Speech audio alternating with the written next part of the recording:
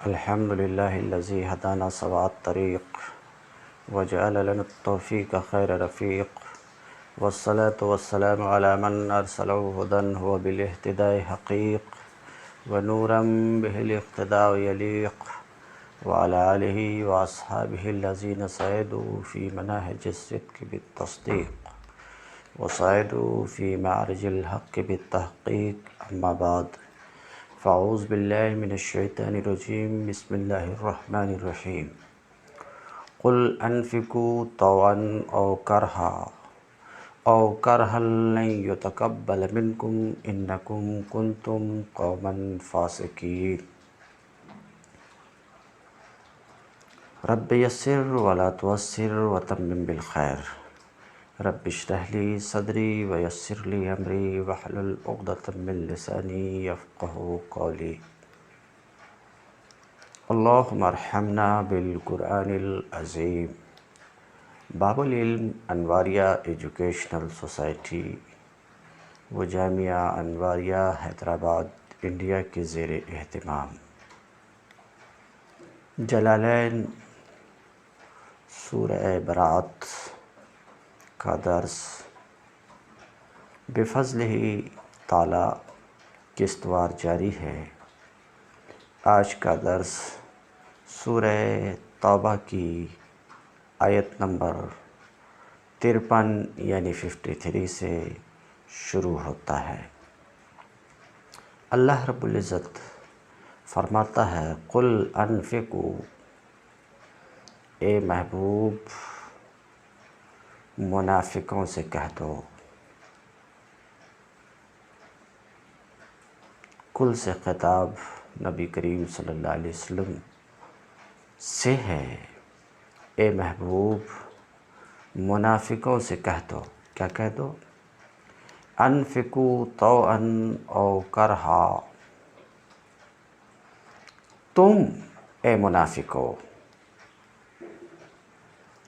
انفقوا کے مخاطب منافقین ہیں، صرف جد بن قیس نہیں، فعل امر صیغہ جمع مذکر حاضر ہے۔ ہاں، جد بن قیس بھی اسی میں داخل ہے۔ صرف انفق کا لفظ ہوتا تو اسے یہ کہا جا سکتا تھا کہ یہ جد بن قیس کے بارے میں یہ آیت نازل ہوئی ہے، مگر جمع کا صیغہ ہے، اقل جمع 3 ہے، تو صرف جد بن قیس سے بات نہیں بنتی۔ تو یہ آیت اس آیت میں خطاب منافقین سے ہے،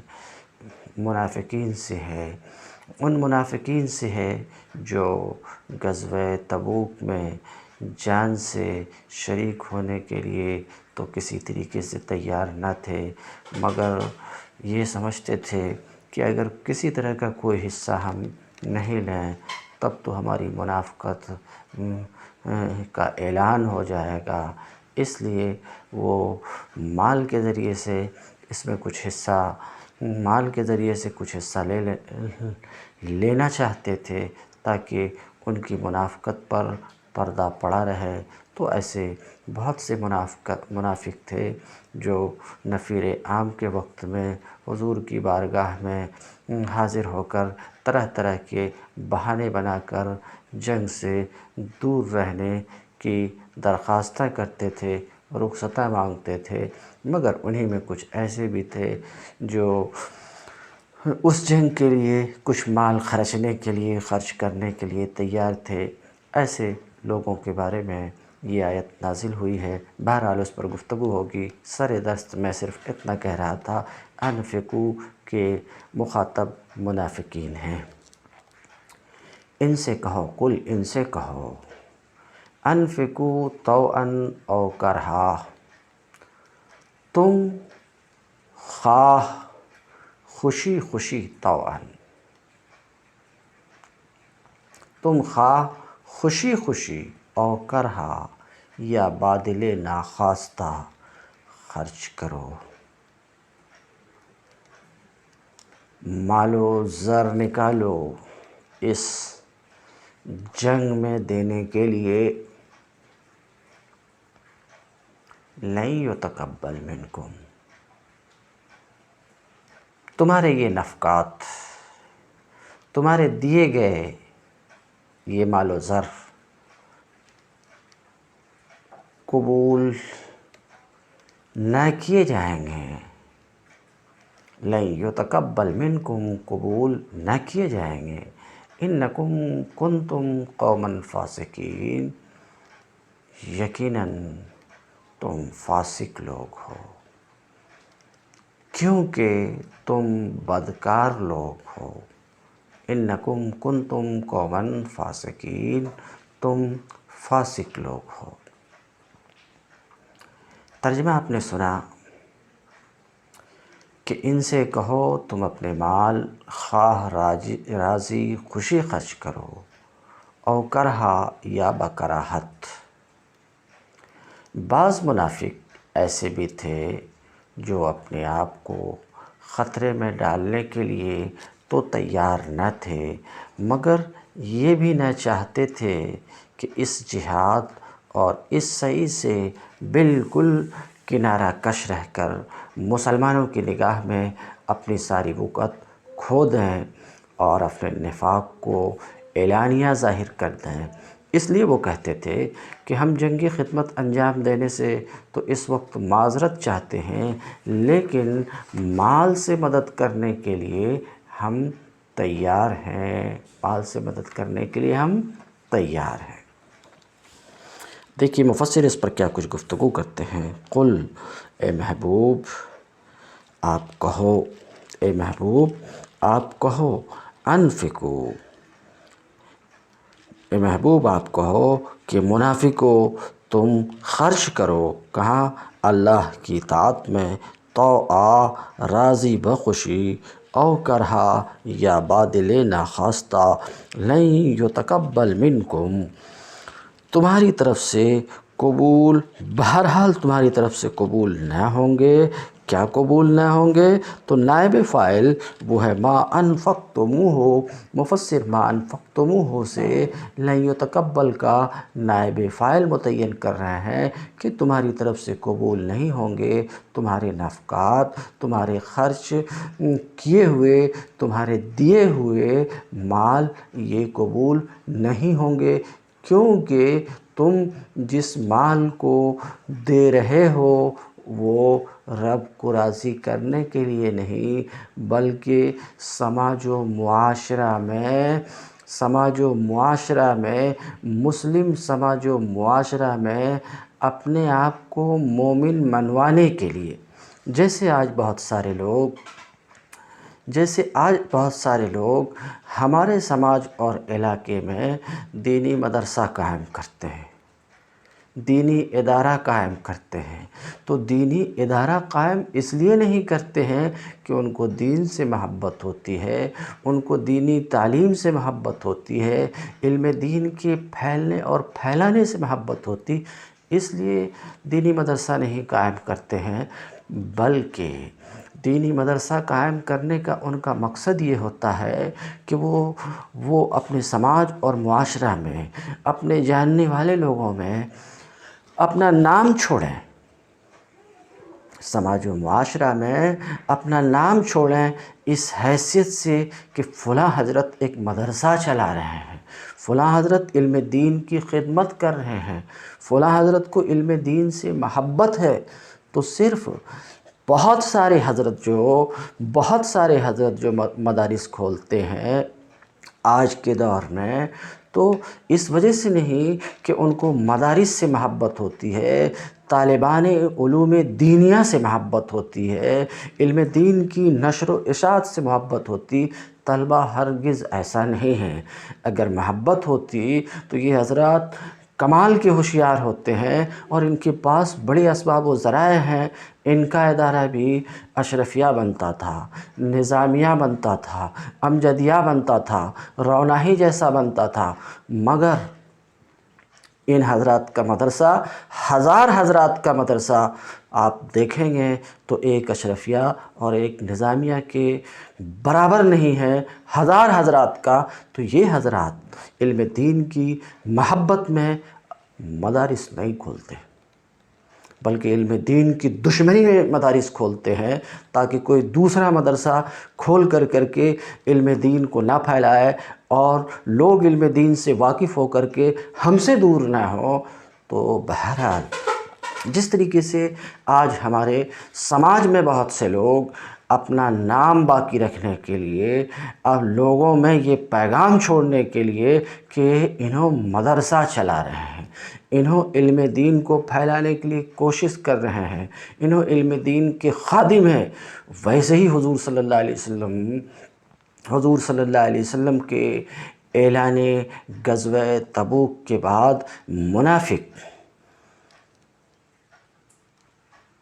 محض اپنا نام باقی رکھنے کے لیے مسلم معاشرہ میں کہ ہم بھی مومن ہیں، ہمیں بھی رسول سے محبت ہے، ہمیں بھی اس دین سے محبت ہے، ہمیں بھی اپنے دین سے محبت ہے، کچھ مال پیش کرتے تھے اس جنگ کے لیے تو اللہ رب العزت فرماتا ہے کہ ان کے نفقات، اے منافقو، تمہارے خرچ کیے گئے مال بہرحال قبول نہیں ہوں گے، کیونکہ تم جو مال نکال رہے ہو، خرچ کرنا چاہ رہے ہو، دے رہے ہو، یہ مال رب کی رضا کے لیے نہیں ہے، محض ناموری کے لیے ہے۔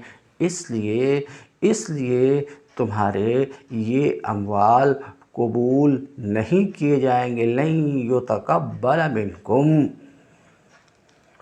بہرحال وہ قبول نہیں کیے جائیں گے کیونکہ تم انہیں رضائے مولا کے لیے خرچ نہیں کر رہے ہو۔ انکم کنتم قوما فاسقین، یقیناً تم فاسق لوگ ہو، بدکار لوگ ہو، اس وجہ سے تمہارے نفقات قبول نہیں ہوں گے، تمہارے دیے ہوئے مال قبول نہیں کیے جائیں گے، نہیں لیے جائیں گے۔ والامر ہاہنا بمعنی الخبر، اور امر یعنی انفقو سے گئے امر، فعل امر سے گئے جمع مذکر حاضر۔ امر یہاں خبر کے معنی میں ہے۔ مفسر کی غرض اس عبارت سے در حقیقت یہ ہے کہ ایک سوال مقدر کا جواب دینا چاہتے ہیں مفسر۔ سوال یہ ہے کہ اللہ رب العزت نے اپنے قول انفقو میں حکم دیا ہے کس کا؟ انفاق کا۔ تو اللہ رب العزت نے انفقو میں انفاق کا کس طریقے سے حکم دیا، پھر یہ فرمایا کہ بہرحال لن یتقبل منکم، تو انفاق کا حکم دیا خرچ کرو اور پھر فرمایا بہرحال تمہارے خرچ کیے ہوئے، تمہارے دیے ہوئے مال قبول نہ ہوں گے، یہ فرمایا۔ تو اس کا جواب دے رہے ہیں کہ یہاں پر جو امر ہے خبر کے معنی میں ہے، یعنی تم خرچ کرو گے اپنے مال و زر تو قبول نہ ہوں گے۔ اس کو شارح کہتے ہیں، مفسر کہتے ہیں امر خبر کے معنی میں ہے۔ وما منعهم ان تقبل منهم نفقاتهم الا انهم كفروا بالله ورسوله، ان کے دیے ہوئے مال قبول نہ ہونے کی کوئی وجہ اس کے سوا نہیں ہے کہ انہوں نے اللہ اور اس کے رسول سے کفر کیا۔ لفظی ترجمہ بھی کر دیتا ہوں۔ ما منعهم ان تقبل منهم نفقاتهم الا انهم كفروا بالله ورسوله۔ ترجمہ سے پہلے یہ بات واضح رہے، الا حرف استثناء ہے، ان حرف مشبہ بالفعل موصول حرفی ہے، ہم اس کا اسم ہے، کفروا باللہ ورسولہ جملہ فعلیہ خبریہ ہو کر خبر ہے ان کے اسم ہم کی، ہم یعنی ہا کی، اختصار کے لیے ہم بولے، ان کا اسم اپنی خبر سے مل کر جملہ اسمیہ خبریہ ہو کر صلہ ہوا، ان موصول حرفی کا موصول حرفی اپنے صلہ سے مل کر بطاول مفرد ہو کر فاعل ہوا منع فعل کا۔ آپ نظر فرمائیے، فاعل ہوا منع فعل کا، فاعل ہوا منع فعل کا، تو فاعل یہ ہے کہ ان کے کفر نے ہی، ان کے کفر نے ہی روکا ان کو ان کے نفقات کے قبول کیے جانے سے، ان کے یعنی نہیں روکا ان کو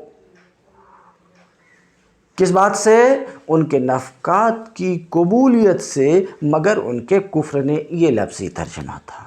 سلیس ترجمہ تو وہ بھی آپ نے سنا، ان کے دیے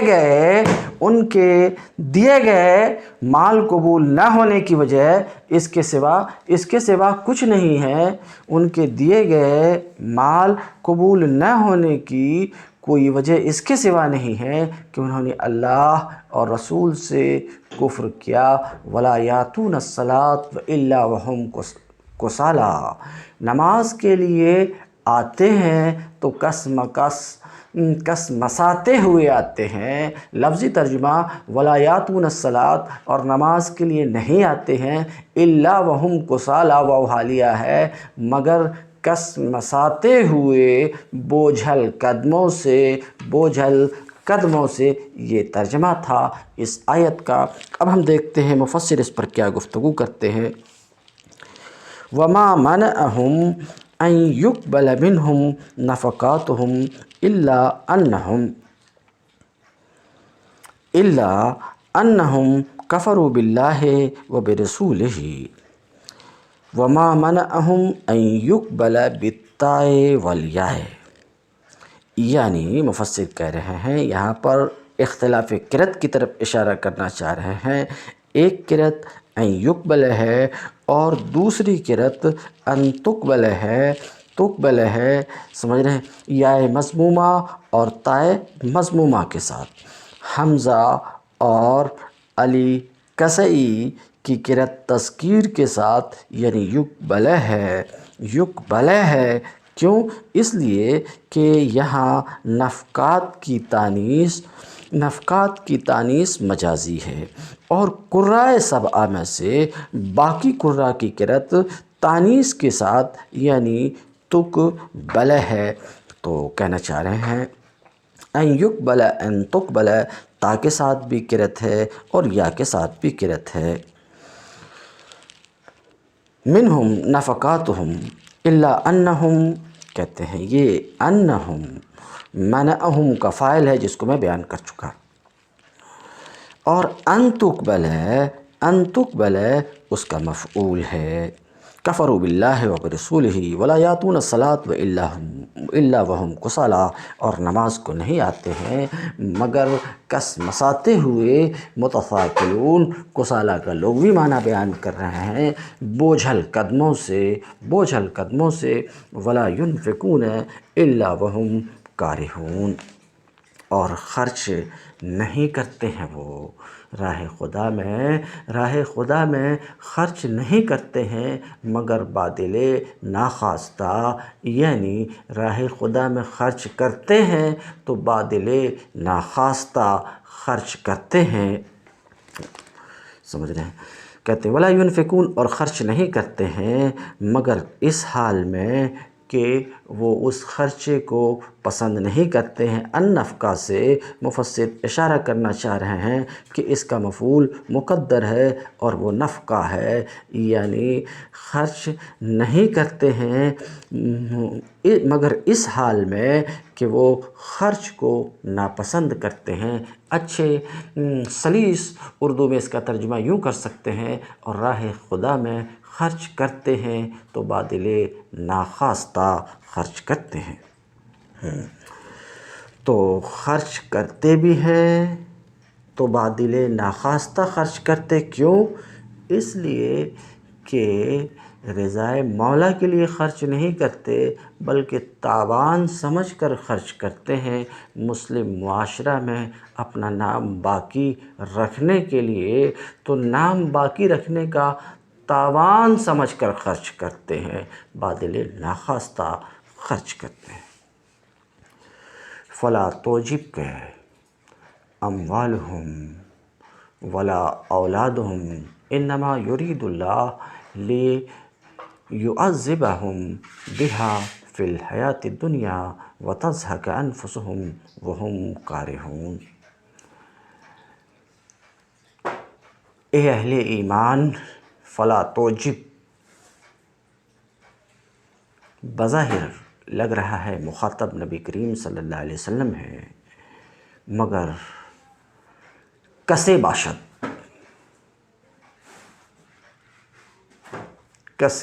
باشد عام ہے۔ فلا توجب کا اموالہم ولا اولادکم، ان کے مال و دولت، اموال مال کی جمع، ان کے مال و دولت اور ان کی کثرت اولاد، ولا اولادہم، ان کی کثرت اولاد کو دیکھ کر تم دھوکہ نہ کھاؤ۔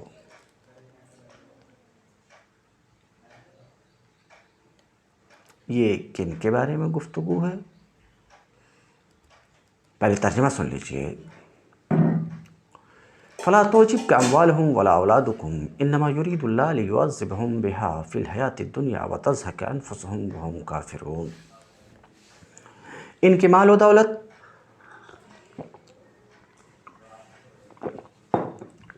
اور ان کی کثرت اولاد کو دیکھ کر دھوکہ نہ کھاؤ۔ اللہ تو یہ چاہتا ہے کہ انہی چیزوں کے ذریعے سے ان کو دنیا کی زندگی میں مبتلا عذاب کرے۔ انہی مال کی کثرت، مال و دولت اور اولاد کی کثرت کے ذریعے سے دنیا میں انہیں مبتلا عذاب کرے۔ کیسے مبتلا عذاب کرے؟ مفسر گفتگو جب کریں گے تو مفسر کی تفسیر آپ کے سامنے رکھی جائے گی سر دست۔ کس طریقے سے مبتلا عذاب کرے؟ یعنی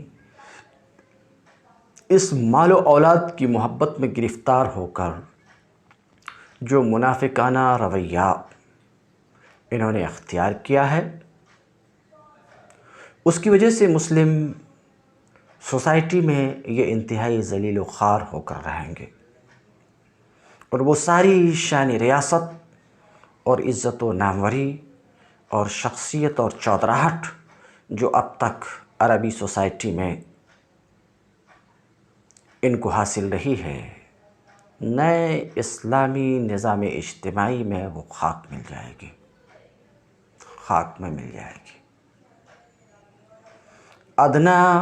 ادنا غلام اور غلام زادے اور معمولی کاشتکار اور چرواہے جنہوں نے اخلاص ایمانی کا ثبوت دیا ہے، اس نئے نظام میں باعزت ہوں گے، اور خاندانی چودھری اور اپنی دنیا پرستی کی بدولت، خاندانی چودھری اور بڑے بننے والے اپنی دنیا پرستی کی بدولت بے عزت ہو کر رہ جائیں گے۔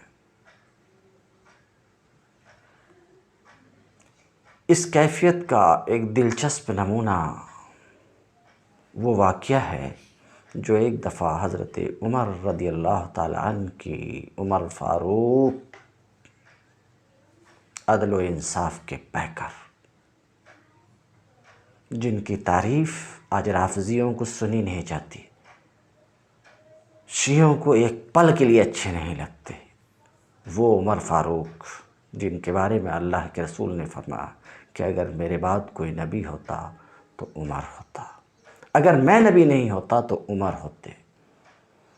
ان کی شان میں ایک تعریف سنی نہیں جاتی ہے سنفیوں کو اور رافضیوں کو۔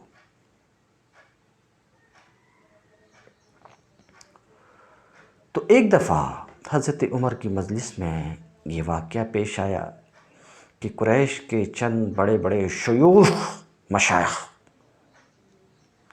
جن میں سہیل بن عمرو اور حارث بن ہشام جیسے لوگ بھی تھے، حضرت عمر سے ملنے گئے وہاں یہ صورت پیش آئی کہ انصار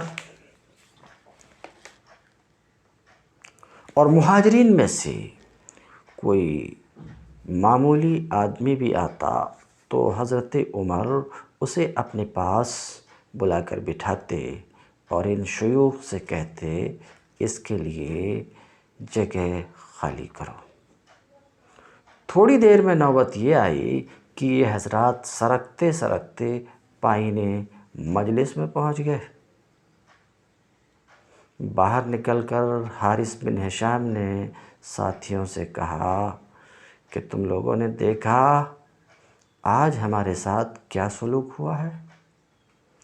سہیل بن عمرو نے کہا اس میں عمر کا کچھ قصور نہیں، قصور ہمارا ہے کہ جب ہمیں اس دین کی طرف دعوت دی گئی تو ہم نے منہ موڑا اور یہ لوگ اس کی طرف دوڑ کر آئے۔ پھر یہ دونوں صاحب دوبارہ حضرت عمر کے پاس حاضر ہوئے اور عرض کیا کہ آج ہم نے آپ کا سلوک دیکھا اور ہم جانتے ہیں یہ ہماری اپنی کوتاہیوں کا نتیجہ ہے۔ پھر سے ترجمہ ایک بار دیکھیے۔ فلا تعجبک اموالہم ولا اولادہم، آخر ہی ان کے مال و دولت اور ان کی کثرت اولاد کو دیکھ کر دھوکہ نہ کھاؤ۔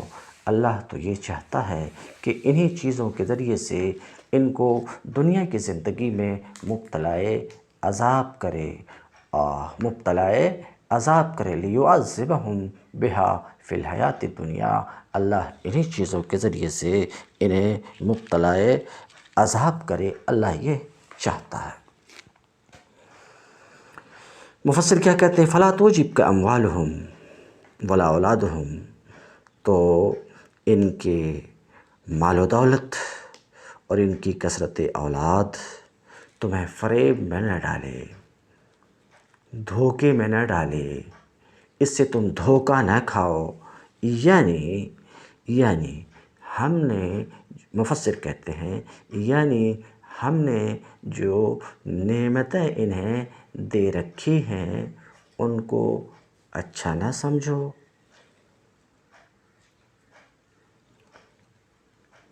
اللہ رب العزت کا یہ فرمانا فلا تعجبک اموالہم و اولادہم، اے سننے والو، منافقین کی دولت، کثرت دولت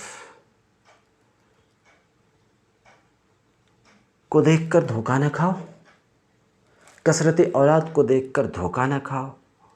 اللہ رب العزت کا یہ فرمان اگر ہمارے ذہن میں بس جائے اور ہمہ وقت مستحضر رہے تو بہت بڑی ناشکری اور بہت بڑی غلط فہمی سے ہم محفوظ رہ سکتے ہیں۔ آج ہمارے سماج میں سیدھے سادے عام مسلمانوں کا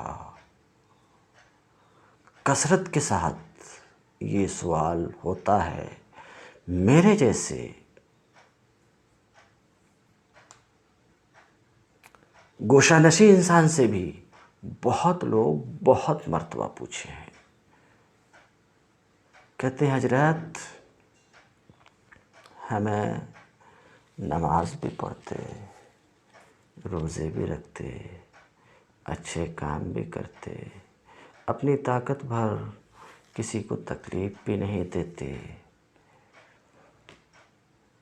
سماج اور معاشرہ میں اچھے انسان کی طرح رہتے، مگر دانے دانے کے لیے ترستے، کھانے پینے کے لیے سوچتے، ایک ٹائم کھایا تو دوسرے ٹائم کا انتظام نہیں رہتا۔ مگر ہمارے ہی سماج اور معاشرہ میں بہت سے ایسے لوگ ہیں جنہیں نہ نماز کی پرواہ ہے، نہ روزے کی فکر ہے، اور نہ اللہ اور رسول کے اوامر و نواہی، ان کے ہدایات کی کوئی پرواہ ہے، بلکہ کھلے عام غلط کام کرتے ہیں، اور ان کے پاس بہت کچھ ہے، بہت کچھ ہے، بہت کچھ ہے، ان کی زبان میں سب کچھ ہے۔ یہ ایک عام سوال ہے، کثرت کے ساتھ لوگ پوچھتے ہیں، کیا بھائی تکالیف ہمارے ہی ساتھ، پریشانیاں ہمارے ہی ساتھ، بیماریاں ہمارے ہی ساتھ، جبکہ ہم اللہ اور رسول کو یاد کرتے رہتے ہیں؟ بہت کثرت سے یہ بات لوگ بولتے ہیں۔ ایسے تمام لوگوں کے لیے اللہ رب العزت فرماتا فَلَا تُعْجِبْكَ أَمْوَالُهُمْ، وہ منافقین کا نام نہیں لیا گیا جو مدینے میں اس وقت تھے، یہاں نام نہیں ہے۔ کوئی بھی منافق،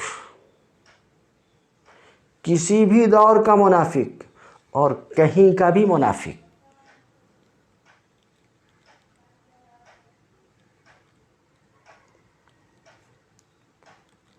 ان کے مال و دولت اور ان کے آوان و انصار کی کثرت سے فریب نہ کھاؤ، فریب نہ کھاؤ۔ اس کی تفسیر مفسر کہتے ہیں، ہم نے جو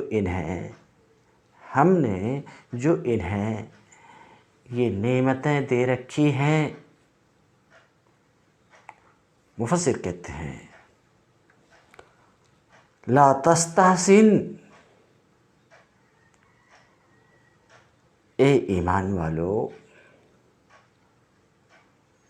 اے اللہ اور رسول کو ماننے والو، اچھا نہ سمجھو کہ ان کے حق میں اچھا ہے، فَيَ استدراج،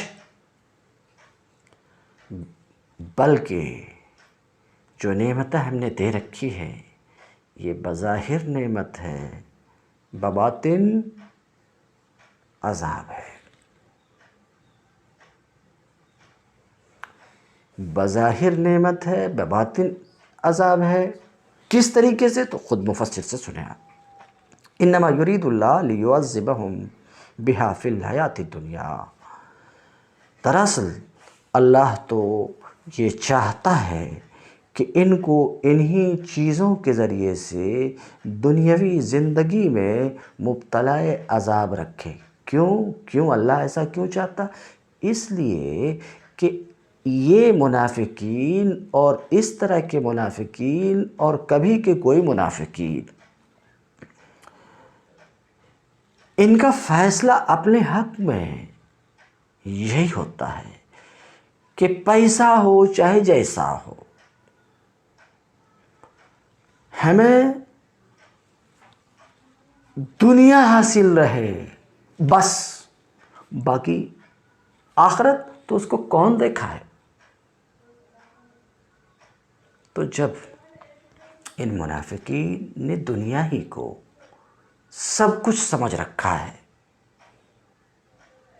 اور فیصلہ کر لیا ہے کہ ہمیں بس دنیا چاہیے، تو اللہ رب العزت بھی وہ دنیا انہیں دے دیتا، اور آخرت کو نہیں مانتے فی الواقع قلب سے، تو آخرت میں ان کے لیے کچھ نہیں ہے۔ تو ان کے لیے دنیا میں ہے، آخرت میں کچھ نہیں ہے، اور اہل ایمان کے لیے آخرت میں ہے، دنیا میں بھی کچھ ہے۔ بہرحال انما یرید اللہ لیعذبہم، دراصل اللہ تو یہ چاہتا ہے کہ انہیں مبتلا عذاب رکھے، لیعذب، این یعذب، اس تفسیر سے مفسر کی غرض یہ ہے کہ لیعذب معنی میں، لیعذبہم معنی میں این یعذبہم کا ہے، یعنی یہ یرید کا مفعول ہے، اللہ عذاب دینا یعذب فعل مضارع ہے، اس کے اوپر ان داخل ہوا، ان فعل مضارع کے ساتھ مل کر یعنی فعل مضارع کو مصدر کے معنی میں کر دیتا ہے، ای تعذیب ای تعذیبہم، اللہ انہیں عذاب دینا چاہتا ہے ان چیزوں کے ذریعے سے، فی الحیات الدنیا، کہاں؟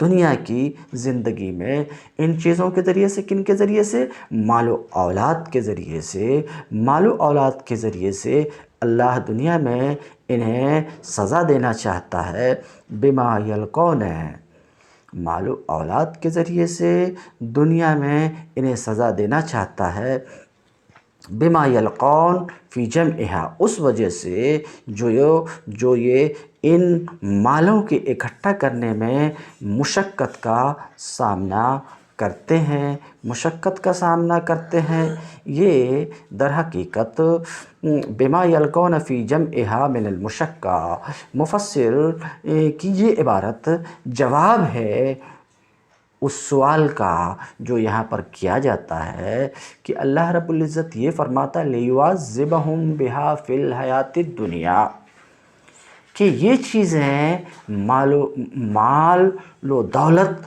اور اولاد ان کے لیے سامان عذاب ہیں دنیا میں۔ تو اس پر سوال یہ ہے کہ دنیا میں تو یہ عذاب نہیں بلکہ دنیا میں یہ باعث مسرت ہیں، خوشیوں کے سامان ہیں، سمجھ رہے ہیں؟ تو ایک سوال یہی کیا جاتا ہے یہاں پر کہ مال و اولاد یہ تو دنیا کی خوشی ہے، تو اس کا جواب دیا کہ ان دونوں یعنی مال و اولاد کا عذاب ہونا اس اعتبار سے ہے، مال و اولاد کا ان کے حق میں عذاب ہونا مشقت کے اعتبار سے ہے، یعنی ان کے اکٹھا کرنے میں، ان کے جمع کرنے میں جو مشقت ہوتی ہے اس مشقت کے اعتبار سے یہ مال و اولاد ان کے لیے عذاب ہیں۔ مگر اس پر سوال تو یہ ہوگا کہ مال و اولاد کے جمع کرنے میں مشقت صرف منافقین ہی کو نہیں ہوتی ہے، مومنین کو بھی ہوتی ہے مشقت مومنین کو بھی ہوتی ہے، تو پھر تو یہ مال و اولاد مومنین کے لیے بھی عذاب ہونے چاہیے۔ تو اس کے جواب میں یہ کہا جاتا ہے کہ مومن کی منزل مال و اولاد سے مال و اولاد نہیں ہے، رب کی رضا ہوتی ہے، مگر منافقین کی منزل مال و اولاد سے دنیا ہوتی ہے۔ اس لیے ان مال و اولاد کے جمع کرنے میں جو مشقت ہے یہ مشقت ان کے لیے عذاب ہے۔ ایسا محشی مفسر کے اس قول کی وجہ بیان کر رہے ہیں، مگر ایک دوسری وجہ بھی بیان کی جا سکتی۔ سوال یہ ہے کہ مال و اولاد کو عذاب کیسے قرار دیا گیا یہاں پر؟ اللہ تعالیٰ کے قول لیعذبہم بہا فی الحیات الدنیا، کہ ان کے ذریعے سے دنیا کی زندگی میں انہیں مبتلا عذاب رکھے، تو یہ مال و اولاد دنیا میں ان کے لیے، منافقین کے لیے عذاب کا سامان ہے، سزا کا سامان ہے، باعث عذاب ہے۔ تو یہ عذاب کیسے ہیں دنیا میں؟ تو یہ چیزیں راحت، مسرت اور خوشی کی چیزیں سمجھی جاتی ہے، اچھی چیزیں سمجھی جاتی ہے، نعمت سمجھی جاتی، یہ عذاب کیسے؟ جواب مفسر جو دے رہے ہیں اسی سے میں کہ یہ مال و اولاد کے اکٹھا کرنے میں، مال و اولاد کے اکٹھا کرنے میں اور اکٹھا کرنے، حاصل کرنے کے بعد ان کو محفوظ رکھنے میں جو ٹینشن ان کو ہوتا ہے، وہ ٹینشن ان پر عذاب بن کر سوار ہوتا ہے۔ مال و اولاد حاصل ہو گئے تو خوشیاں ہی خوشیاں نہیں، بلکہ اس کے حاصل ہونے کے بعد، مال و اولاد کے مل جانے کے بعد جو ٹینشن ان پر سوار ہوتا ہے، ایک پل کے لیے انہیں سکون میسر نہیں ہوتا، تو اے اہل ایمان، ان کے مال و دولت اور اولاد کی کثرت سے دھوکہ نہ کھاؤ۔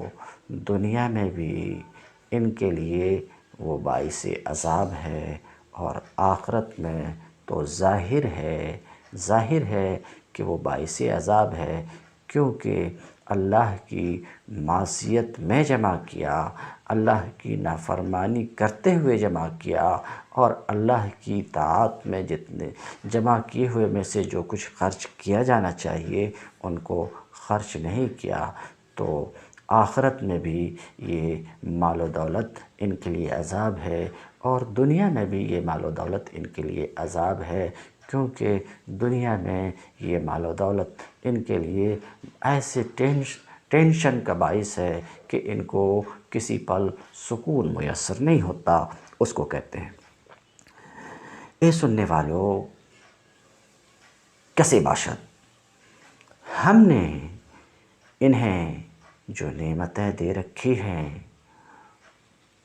ان کو تم اچھا نہ سمجھو کہ وہ نعمتیں ان کے لیے عمدہ ہیں، اچھی ہیں۔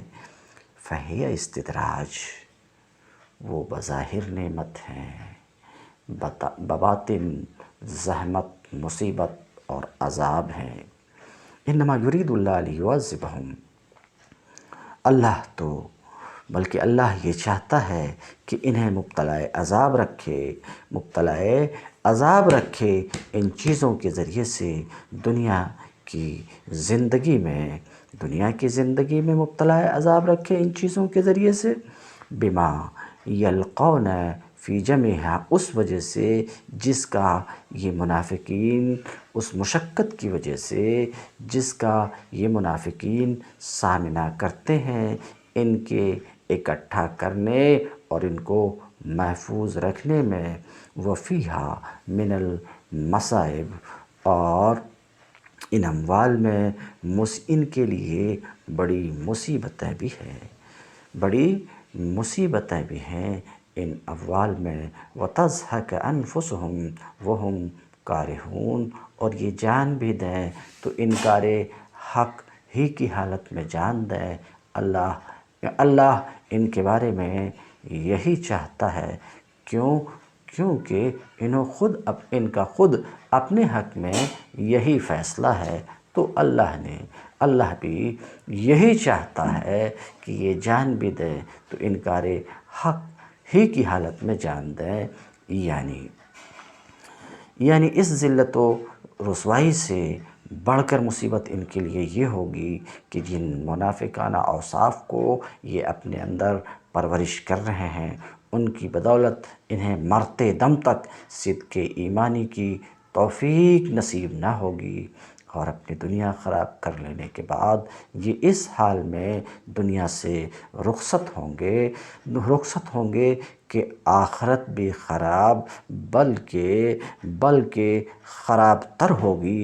وَتَضْحَكَ أَيْ تَخْرُجَ أَنفُسُهُمْ، ان کی جان بھی نکلے، تو اس حال میں کہ یہ منکر حق ہوں۔ اللہ یہ چاہتا ہے، کیوں چاہتا؟ اس لیے کہ ان کی اپنی چاہت یہی ہے، ان کا اپنا فیصلہ یہی ہے منافقین کا، کہ وہ منکر بن کر کے ہی رہیں، منکر بن کر کے ہی جائیں، ان کی یہی منکر حق بن کر، منکر رسول بن کر، منکر خدا بن کر وہ اس دنیا سے نکلیں، ان کا یہی فیصلہ ہے۔ تو اللہ نے بھی یہی فیصلہ کر لیا ہے کہ وہ اپنی جان بھی دیں تو منکر حق بن کر جان دیں، اس حال میں کہ وہ منکر حق ہوں، اللہ اور رسول کے منکر ہوں، یہی چاہتا ہے۔ تو اللہ انہیں آخرت میں سخت ترین سزا اللہ انہیں آخرت میں دے گا۔ تم الدرس اليوم وآخر دعوانا ان الحمد للہ رب العالمین۔